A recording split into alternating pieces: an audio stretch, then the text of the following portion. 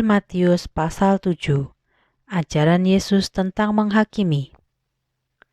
Janganlah menjadikan dirimu hakim atas kesalahan orang lain, supaya Allah tidak menghakimi kamu kalau kamu juga bersalah dengan cara yang sama kepada orang lain.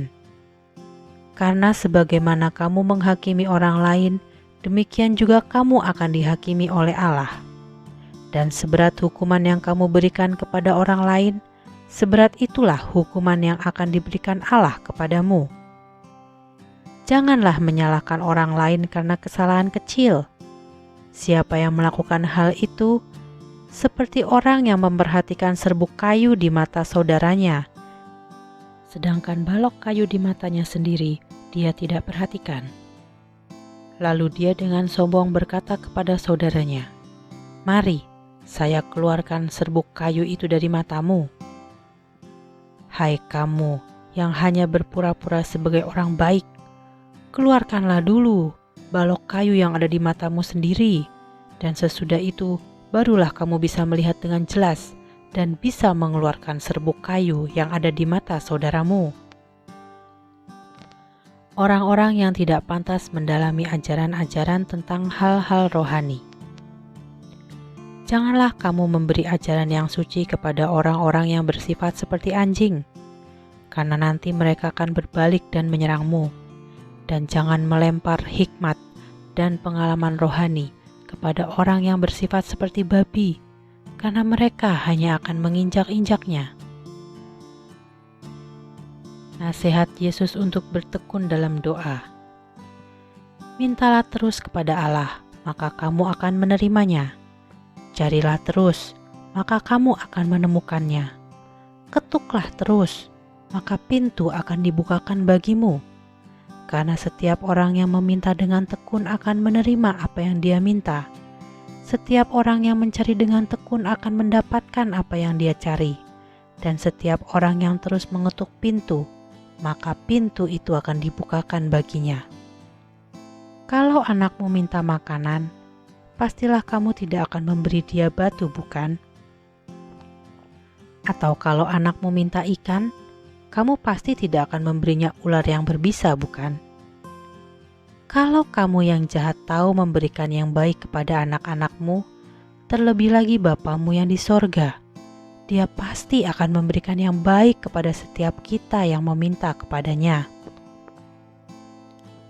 Hukum yang terutama.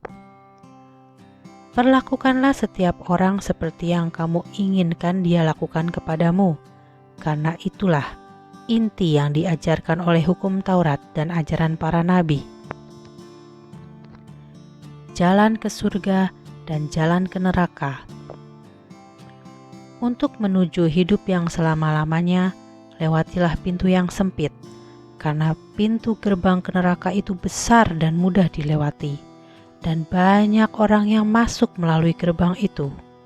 Sedangkan pintu menuju hidup yang selama-lamanya sempit dan sulit dilewati, dan hanya sedikit orang yang mau mencari sampai menemukannya. Cara mengenal nabi palsu.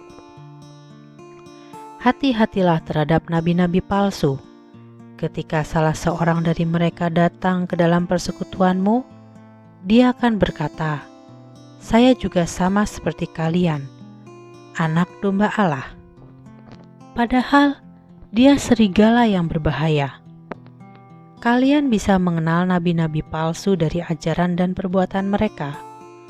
Sebagaimana buah anggur atau buah ara tidak dihasilkan dari tumbuhan liar yang berduri, begitu juga orang jahat tidak bisa menghasilkan hal-hal yang baik.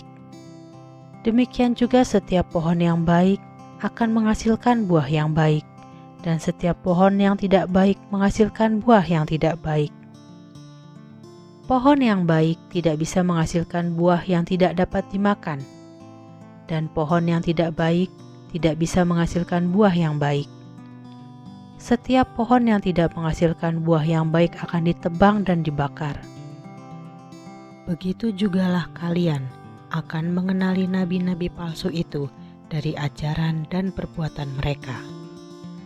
Bukan setiap orang yang memanggil aku Tuhan, Tuhan akan menjadi warga kerajaan Allah, Tetapi yang akan menjadi warga kerajaan Allah adalah setiap orang yang melakukan kehendak Bapa-Ku yang di surga.